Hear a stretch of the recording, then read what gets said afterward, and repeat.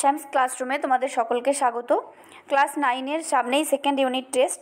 আজকে আমি তোমাদের ক্লাস 9-এর ইতিহাসের একটি সেট নিয়ে আলোচনা করছি। তোমরা এই প্রশ্নপত্রটি খুব ভালো করে দেখো। এই প্রশ্নপত্রের প্রত্যেকটা প্রশ্ন অত্যন্ত মনোযোগ সহকারে দেখো। আমি তোমাদের উত্তরগুলোও বলে দিচ্ছি। এখানে তোমাদের মাল্টিপল চয়েস আছে।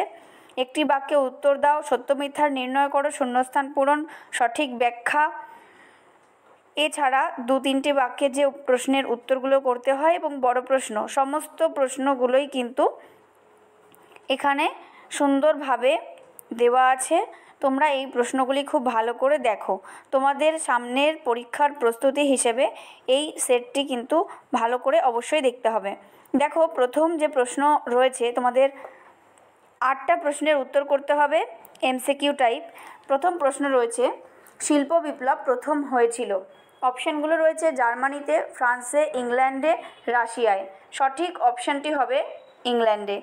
নেক্সট, উদীয়মান স্থানীয় ভদ্রশ্রেণী বা জেন্ট্রি আর্থসামাজিক জীবনে গুরুত্বপূর্ণ ভূমিকা নেয় কোথায়?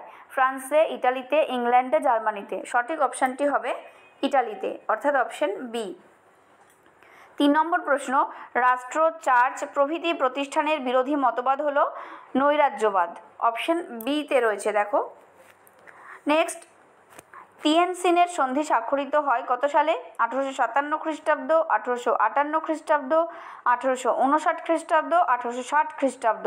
এই 4টে অপশনের মধ্যে 1858 খ্রিস্টাব্দ এটি কিন্তু সঠিক উত্তর হবে, অর্থাৎ অপশান বি। দেখো, পরের প্রশ্ন রয়েছে কি, বলকান লিগের অন্তর্ভুক্ত ছিল কোন দেশ? France, Greece, Austria, Italy. সঠিক অপশানটি হচ্ছে গ্রিস, অপশান বি। চলে আসছি পরের প্রশ্নে, রাশিয়ায় কুলাক বলা হতো সামন্তদের, জোতদারদের, কৃষকদের, চিন্তাবিদদের। জোতদারদের, অপশান বি। নেক্সট, অর্থনৈতিক মহামন্দা ঘটেছিল 1932 খ্রিস্টাব্দে, 1930 খ্রিস্টাব্দে, 1928 খ্রিস্টাব্দে এবং 1929 খ্রিস্টাব্দে। এই 4টি অপশানের মধ্যে তোমাকে বেছে নিতে হবে সঠিক অপশানটি। সঠিক উত্তরটি হবে 1929 খ্রিস্টাব্দে, অর্থাৎ অপশান ডি। নেক্সট, 14 দফা নীতি ঘোষণা করেন কে? Roosevelt, Hoover, Lenin, Woodrow Wilson. সঠিক উত্তর হবে উড্রো উইলসন, অর্থাৎ অপশান ডি। তাহলে এই হলো তোমাদের এমসিকিউ টাইপের 8টি প্রশ্ন। কোনো স্কুলে এখানে অপশান দিয়ে থাকে যে 9টির মধ্যে 8টি করো বা 10টির মধ্যে 8টি করো, এরকম অপশানও দিয়ে থাকে। সেক্ষেত্রে তোমরা যদি পারো সবকটা প্রশ্নেরই উত্তর করে দেবে, কারণ এইরকমই ইনস্ট্রাকশন থাকে। 10টার মধ্যে যদি তুমি সবকটাই ঠিক করো তাহলে তো তুমি 8 নম্বর পাচ্ছই। এছাড়া প্রথম 8টা দেখার পর যদি তার মধ্যে কোনো 2টো বা 3টে ভুল হয় তাহলে পরের যে 2টো এক্সট্রা রইল সেখান থেকেও কিন্তু কাউন্ট করা হয় নাম্বার। তাহলে তোমার অপশান থাকলে সব অপশানগুলি করে নেওয়াই ভালো। চলে আসছি পরের প্রশ্নে। দেখো, 2-এর একটি বাক্যে উত্তর দাও। প্রথম প্রশ্ন রয়েছে, প্রথম বিশ্বযুদ্ধের পর গঠিত আন্তর্জাতিক সংস্থার নাম কি? সঠিক উত্তর হবে, তোমরা লিখবে প্রথম বিশ্বযুদ্ধের পর গঠিত আন্তর্জাতিক সংস্থার নাম জাতিসংঘ। জাতিসংঘ।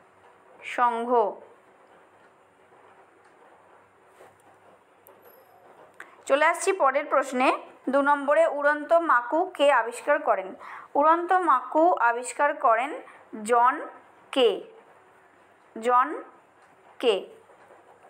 3 নম্বর প্রশ্ন দেখো, 3 নম্বর প্রশ্ন রয়েছে, এপ্রিল থিসিস কে ঘোষণা করেন? এপ্রিল থিসিস ঘোষণা করেন লেনিন।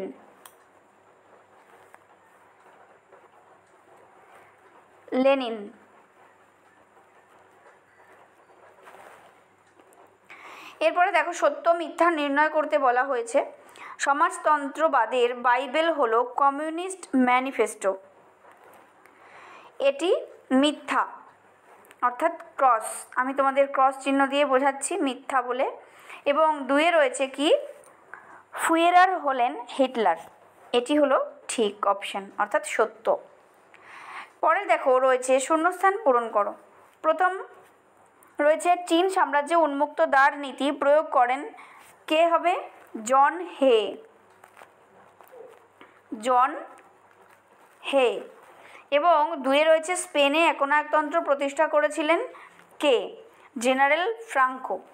তোমরা লিখবে জেনারেল ফ্রাঙ্কো। আমি এখানে লিখে দিচ্ছি, তোমরা দেখে নাও। General Franco. ফয়ে জফলা আকার, উময় কয় ওকার। এরপরে চলে আসছি সঠিক ব্যাখ্যাটি নির্ণয় করো। ডিতে রয়েছে প্রথম বিবৃতিটি কি দেওয়া রয়েছে? প্রথম বিশ্বযুদ্ধের প্রত্যক্ষ কারণ ছিল সেরাজেভো হত্যাকাণ্ড। এই বিবৃতিটির সাথে কোন ব্যাখ্যাটি সঠিক হবে? ব্যাখ্যা নম্বর 1 রয়েছে এই হত্যাকাণ্ড ফ্রান্স, ইংল্যান্ড ও রাশিয়ার মধ্যে ত্রিশক্তি আঘাত গড়ে তোলে। ব্যাখ্যা নম্বর 2 এই হত্যাকাণ্ডকে কেন্দ্র করে অস্ট্রিয়া সার্বিয়াকে আক্রমণ করে। ব্যাখ্যা নম্বর 3 এই হত্যাকাণ্ডকে কেন্দ্র করে সার্বিয়া অস্ট্রিয়াকে আক্রমণ করে। তাহলে সঠিক ব্যাখ্যাটি হবে ব্যাখ্যা নম্বর 2, অর্থাৎ এই হত্যাকাণ্ডকে কেন্দ্র করে অস্ট্রিয়া সার্বিয়াকে আক্রমণ করে। এরপরে রয়েছে 3 দাগে 2 নম্বরের প্রশ্ন। তোমাদের 4টে প্রশ্নের উত্তর করতে হবে, 4 দুগুণে 8। দেখো এখানে তোমাদের কিন্তু অপশান রয়েছে, 6টার মধ্যে 4টে করতে হচ্ছে। উত্তর দক্ষিণ বিভাজন বলতে কি বোঝো? 2 রয়েছে বলকান লীগের সদস্য রাষ্ট্রগুলির নাম। 3 রয়েছে ত্রিশক্তি আঘাত কবে এবং কাদের মধ্যে গড়ে উঠেছিল। 4 ভাইমার প্রজাতন্ত্র জার্মানিরা মেনে নেয়নি কেন। 5 ফ্যাসিবাদ ও গণতন্ত্রের মধ্যে প্রধান পার্থক্য কী এবং 6 এপ্রিল থিসিসে কি বলা হয়। 4 দাগে রয়েছে তোমার 7-8টি বাক্যে উত্তর, যে কোনো দুটো।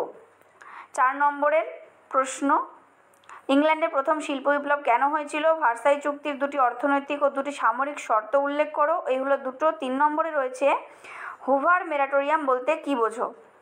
4 রয়েছে প্রথম বিশ্বযুদ্ধের আগে কিভাবে ত্রিশক্তি চুক্তি গড়ে উঠেছিল। এখানেও 4টের মধ্যে দুটো করতে হবে।